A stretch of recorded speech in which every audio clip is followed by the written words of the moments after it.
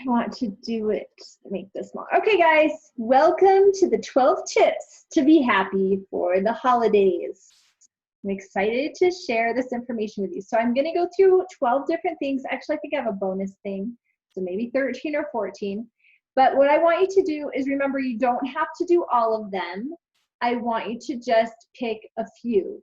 So if you are taking notes, maybe just write down 2 or 3 that jump out at you. And also remember, it can be easy and fun to implement these tips. So that's my hope for you, is that you'll find 1 or 2 or maybe even 3 that you want to try this holiday season. So this holiday season is a little bit different than our previous holiday seasons thanks to COVID. It's kind of crazy. And I think that for me, one of the important things that's going to help me be able to stay happy through the holidays is to really work on maintaining my spiritual routine, which for me is my empower. So I make sure I meditate every day, pray every day, write in my journal every day, and read every day. Oh, and I have exciting news. I got the impression that I should try and make an empower journal. And so I've been working on that. So I'll let you guys know about it, but I'm kind of excited. Anyway, that's a little side note. But I do love this quote by Michelle Craig. She said, "Use your agency to carve out time every day to draw close to God's voice. Pick a time and place and keep this sacred appointment with exactness, for so very much depends on it." And I think that especially during the holidays, when we can get distracted, we can, I know for me, like presents, like I'm like, okay, I've got the presents, I've got to start wrapping. And like, I just have all these other things on top of my normal things. And it can make me forget really like the important things, which is, this is a season of celebrating the birth of Jesus Christ. And so I want to be able to focus on that, and keeping that spiritual routine intact is going to help me to do that, to stay in that place. Okay, so this kind of goes along with it, is staying grounded during the holiday excitements. I do think that doing your empower actions every morning can help you stay grounded. Remember, a little bit is better than nothing. Even, I promise you, if you read 1 verse of scripture a day, that is better than reading none. If you can read a minute or 5 minutes, okay, that's great. But 1 verse counts. Same with like writing in your journal. This is the one that I have the hardest time doing, is writing in my journal. But I figure even if I write down like 1 gratitude a day, that's still writing. I'm writing. And so just know that a little bit is better than nothing. Also, talking about shielding ourselves. Again, this holiday might be different because we're not around as many people as maybe we have been in the past. But if you have other people in your home, they have a lot of emotions and energy around the holidays. And so making sure that you shield yourself. I love the color shield tool that I use, where I imagine colors around me, and I can share that in the show notes. But that's just such a great way to make sure that you're protected energetically and emotionally from other people's stuff. And then staying grounded. So when I ground, I like to imagine being grounded in my body, like connecting my mind and my body, but also being connected to the earth or to the rock of Christ is how I like to imagine it, and then being connected to heaven. When we are able to be in this place of being grounded and shielded, it helps us to maneuver around situations that might arise that come up with the holidays, which we're going to kind of cover more specifically throughout the other tips. But when we're grounded and shielded, it just puts us in that good space to be able to handle those situations. And then using your light switch tool throughout the day as needed. This is a great tool to help if you get triggered or emotional or spinning about something. And I'll share a link to that too, because that is a side note. But all those 4 things together, doing your empower actions, shielding yourself, grounding, and using your light switch tool, are all ways to stay grounded and really present during all the excitement of the holidays. Okay, so here's our next tip. Is to think about, what is it that you want for the holiday season. And this, I mean, what I want, I'm not going to get, because I'd love to see my parents this holiday season, and that's not going to happen. So what do I want that I can have? And I can enjoy being with my 2 boys that are home and my husband. And so, and then I can think about, what do I really enjoy doing? And again, that might have to shift. There's a lot of exciting changes, right, that we get to maneuver around. So what do you really enjoy doing? What can you do this season? What do you want for this holiday? And as you can find joy in others' joy, it can kind of shift your perspective. And taking into mind that. So that is one thing that I do suggest you do is, yeah, you want to know what you want, but maybe take time to talk to your family and your friends and say, what is it that you want? What can we create together this holiday season that might look different, but what's really important? And so for my kids, like, we decorate gingerbread houses, and seriously, they're horrible. I mean, we don't do a good job. That's part of the fun. I think they really just like eating the candy, but that's okay. So for them, that's important. So I just had to make sure that I ordered that online. So I made sure we had our gingerbread kit. Even though I don't like doing that, but I enjoy seeing their joy, if that makes sense. So it's not always about us, which I think as women, it rarely is about us. But so take time to think, what do you want as a woman? And what does your family want? And kind of find a balance in that. Another thing is to think about, what kind of connections do you want to make? And again, this might look different than other years, but maybe making sure you reach out to people on the phone or do a Zoom call or something like that. How can you do that during this holiday season? Once you've thought about what you want, add that to your prayer sheet and ask God to help you create it. Pray for help in creating these experiences that you want. Because God loves us, and He wants us to have a happy holiday season. So if you don't know what prayer cheat sheets are, check out my 40-day prayer challenge book, and you can learn them there. So here's an example that I think a lot of us can relate to, is like decorating for Christmas. So Christmas tree decorating, when my boys were little, definitely looked one way, and it was so fun because they were so excited, and they like had their favorite ornaments, and they'd hang them up, and they'd put the train up, and it was just, there was so much joy to that for me. And then as my boys have grown, it has become more of a fight to have them participate. So I have had to change the way we do things in a way that I can still feel happy about it. So I have to change my thoughts about it. And I also think, what is it that I want to feel? And really, I want to feel peace and a little bit of happiness. And so this time I made it all about the treats. I'm like, okay, guys, while we're decorating, we're going to be baking the pumpkin pie. And like, kind of like, I guess I bribed them a little bit with the Christmas treats, but it ended up being better than last year. So I'm like, okay, that's not a bad idea. So for us, that worked this year.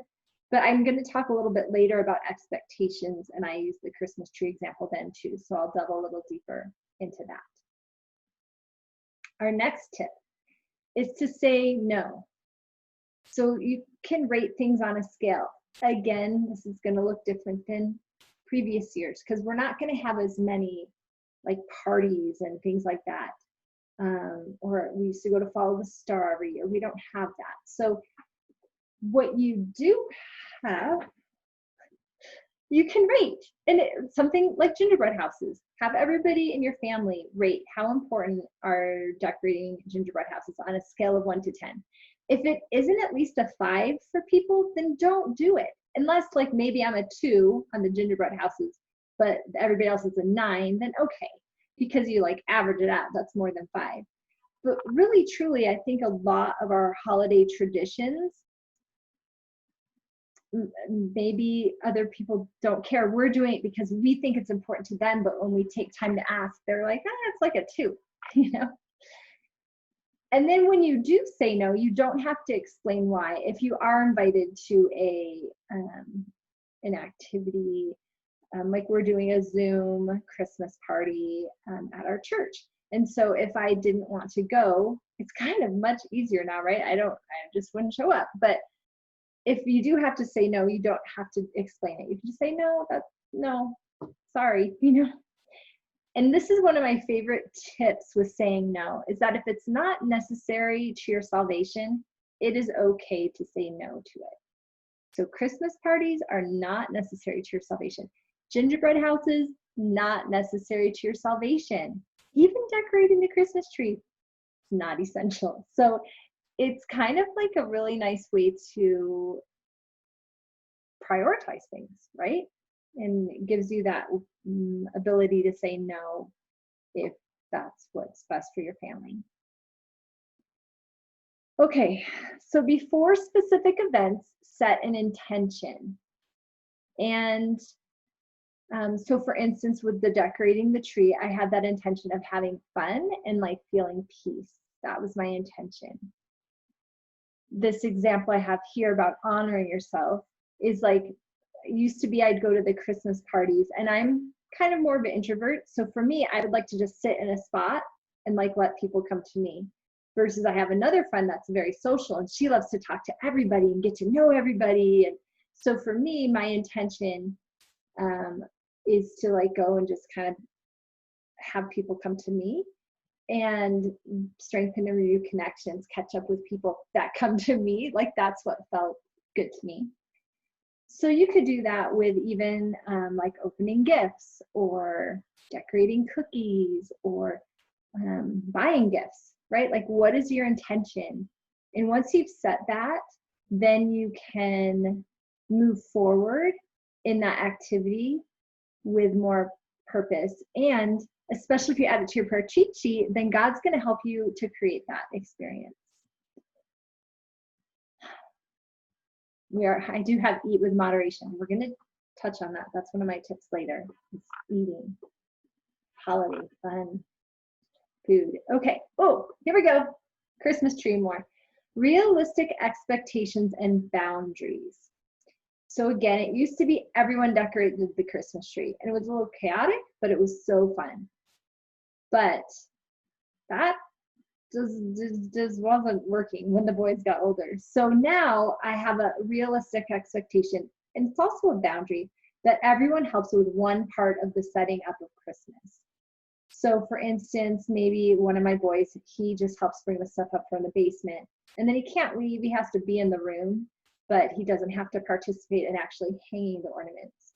Someone else, maybe my husband, does the outside decorations, right? And I do say, here's one of my boundaries, guys, is that everyone has to put up at least 2 or 3 ornaments. Like that, I don't know if that's realistic, but they did it because it was, I guess because it was realistic, right? That's not too many. And I want them in the room while it's happening. So this year it went really well, and I was really happy how it went. But I did set some pretty clear boundaries before, but the boys were like really helpful this year. It's crazy and awesome. But I knew if they weren't, I was going to be okay. Like if they really just wanted to hang 1 or 2 ornaments, I was going to be okay with that. Okay, so this last one that I said was the realistic expectations and boundaries, but our next tip is to let go of expectations, which you're kind of like, wait, what are you saying, Sheridan? That's totally contradictory. But what you want to do is know what you want, set that intention, maybe pray for it, right? And then let it go. Be flexible, okay? Because if you are, things are just going to go that much better. So how do we let go of expectations?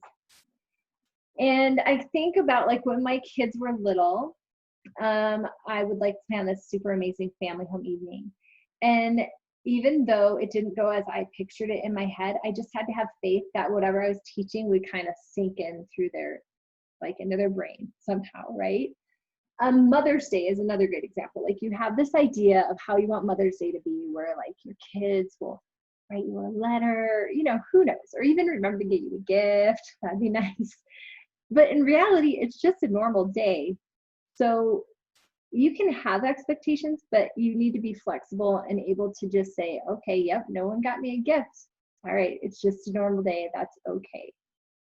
I don't need it. Of course, it's okay to want it. It's okay to want to have special experiences or special recognition on Mother's Day, which ideally we would have, but I don't need it to have peace or to feel loved. So with so I have my lasagna dinner fiasco example where my oldest son loves lasagna, and so one night I'm like, okay, we're gonna have dinner at this time. He's like, okay, I'll be there. This is when he was still living at home, and I made lasagna, and of course, you know, he wasn't home for the dinner, and I like got so upset, and like I think I ended up like going to our bedroom and like crying or something. I don't even know. It was kind of ridiculous, but that's when I was like, I really just need to let go of expectations. I had set an expectation and boundary like, hey, I'm making a special Sunday dinner. Please come home by 6 p.m. But then I really, in order to enjoy it, I should have just let go of that expectation. With that, we need enduring and persistence. You want to keep inviting them, your family members, to participate, and stay in peace, stay in joy, and endure well. Like just invite and then let go. Let it go, let it go. It's much easier said than done. But when you can, it's amazing. And I'll tell you, I know that because I've had a lot of practice. And things go so much better when I do let go of expectations. I'm not perfect at it by any means. So practice acceptance at the holidays. I love the serenity prayer. God grant me the serenity to accept the things I cannot change, the courage to change the things I can, and the wisdom to know the difference. And often there's not very much we can change except ourselves and our own expectations and thoughts around that.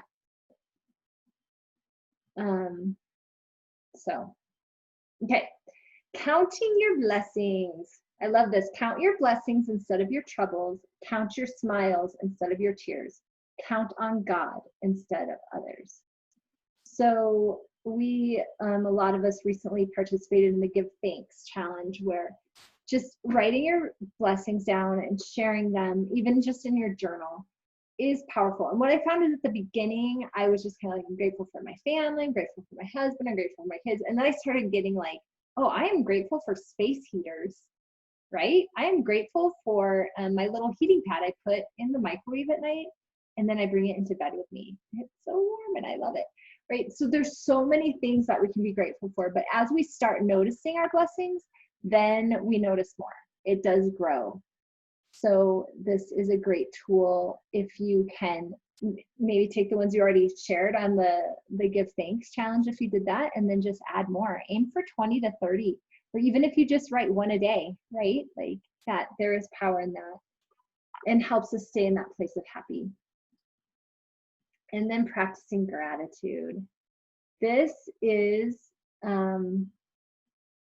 gratitude is one of the higher vibration emotions. And so when you are able to count your blessings and have gratitude for it, what do I have? I have a heating pad and I love it. And I just breathe that in, that gratitude. It raises my vibration about other things. So that's just kind of a continuation tip of the counting your blessings. That's one way to practice gratitude. Okay, keep traditions and rituals, but keep them balanced. So if they bring you joy, then definitely keep them. Remember, this goes back to like doing that scale of 1 to 10, and maybe the scale of 1 to 10 is like joy versus like boring or something. I don't know, right? But if they do bring you joy, keep them. But if you keep them balanced. So one of my friends did this by, she used to make like, 10 different types of cookies at Christmas. But she kept that tradition of making cookies, but she just made the 3 favorite cookies. We used to go to Follow the Star, and that was 3 nights at the church with the live nativity, and it was amazing. And it makes me just, my heart break a lot that it's not going to happen this year. But what we used to do is we'd go like all 3 nights, and that was too much. Oh my heck. It was great, but that for me as an introvert, no. So I started going just one night. Even if my family went more nights than that, I would go one night. So find that balance for you. And it might be different for different family members, and that's okay. I don't know how that would look this year, but just keep that in mind. Like your balance might look different than their balance, and it's okay if you need less of something. And if you're the one making the cookies and they're like, no, we want these 5 kinds of cookies, and say, well, this is the year for you to learn. Here you go. Here's the recipe. I'm going to make my 2 favorite. You make your 3 favorite or something. Just find the balance in that. I mean, this is somebody, I've never made a cookie that actually tasted good in my life. So that's not me, but I do like to eat cookies, which I need to be balanced about that too. But again, food, that's coming, that tip. Be in the moment and feel the joy. When my boys when we were decorating the tree the other day, I like paused and I just kind of was like, oh my gosh, this feels good. Like I'm in the moment and I'm feeling the joy. And there's different ways you can do this. Square breathing is a type of breathing that can help you. It's easy, and I'll teach you to in 1 second. It can help you be mindful and bring you into the moment. So square breathing it's 4. You breathe into the count of 4. You hold your breath for the count of 4.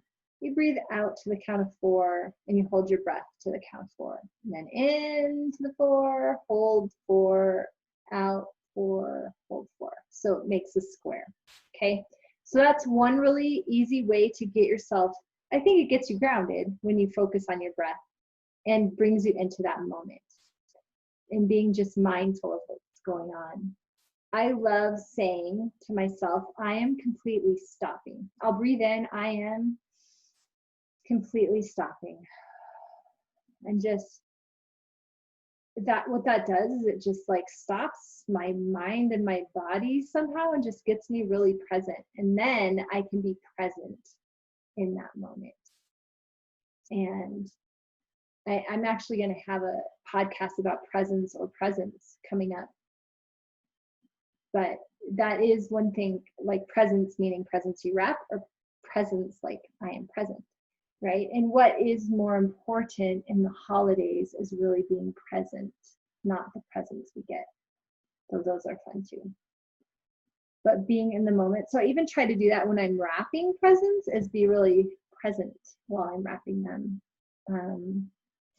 And feel the joy of that, feel the joy of wrapping, which I haven't always loved wrapping, but it's more fun now that I am mindful about what I'm doing and present in doing that. Okay, here we go. Finally, we're to the eating. Mindful eating. So I do Qigong, which is a fun exercise. It's the only exercise I've ever really loved. But anyway, my Qigong master, Sifu Anthony, talks about Qigong, and he talks about taking 30 chews per bite. That is insane if you've ever tried it. So usually when I try to do this, I maybe get 20. But he does say, so take a bite, put the fork down, chew 30 chews, savor what you do eat. Okay, so that's the first tip, is Qigong. Okay, super cute. The second tip under mindful eating is decide ahead of time how much you're going to eat. I think this will be easier this year. There won't be the holiday parties, probably, I'm guessing. I know for me, like I'd go to the holiday party and I'd hope, well, actually, usually I'd bring the peppermint JoJo's so that there'd definitely be some. But I have to decide ahead of time, because honestly, I'll just binge on all the yummy, delicious Christmas treats. So you could do this also, like, Christmas dinner or whatever. You're having treats, how many pieces of pie are you going to have tonight? One's probably enough. But if you decide ahead of time, you're much more likely to do it than just, not thinking about it. Then this next tip under mindful eating is really actually my most helpful tip is to use your garbage can. And someone said, I don't know who, better to waste it in there than to waste it in here, meaning in your body. So better to waste it in the garbage can than to put it in your body and it's waste because you don't need it. Some of it is already garbage. So when we get treats, I have very little willpower, especially if there's chocolate in them. So I'll have one or two and then I'll literally throw them in the garbage. So whoever's listening to this will probably never bring me treats, which is fine because then I won't eat them. But my family gets so mad at me, but I'm like, you guys, sorry if you don't eat it. I mean, I give them a chance to eat it that night. But then if it's not eaten, I'm like, it's going in the garbage because otherwise I will eat the rest the next day. Like there's no doubt. That's just how I am. So I would rather it be in the garbage can than be in my body. I mean, I want to have a few. I want to have like 2 cookies, but I don't want to have like 10. Anyway, those are my mindful eating tips. Okay, we've got our bonus tip, which is to watch your words during the holidays. So it's pretty easy to say like the holidays are stressful or the holidays are super busy, and that carries an energy with it versus saying exciting, like the holidays are exciting, and that has a much lighter energy to it. I don't even know what the holidays of 2020 are going to bring. Like maybe it's going to feel boring and then I'm going to need a different world, like maybe peaceful. The holidays this year will be really peaceful instead of what I want to say is boring, right? So it's important to recognize and to see the words you're saying and to think, is this what I want to create? Do I want the holidays to be boring?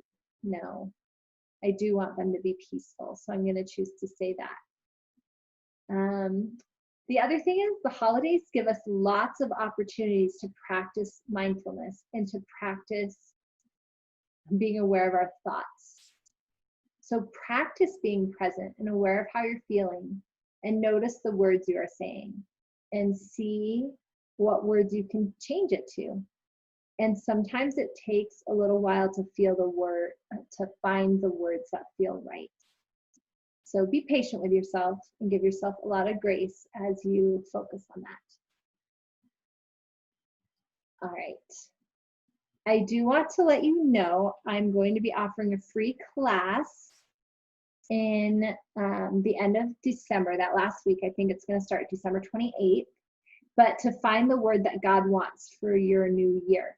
So I pick a word every year, and for many years I just randomly picked a word, right? I was like, oh, that's a good word.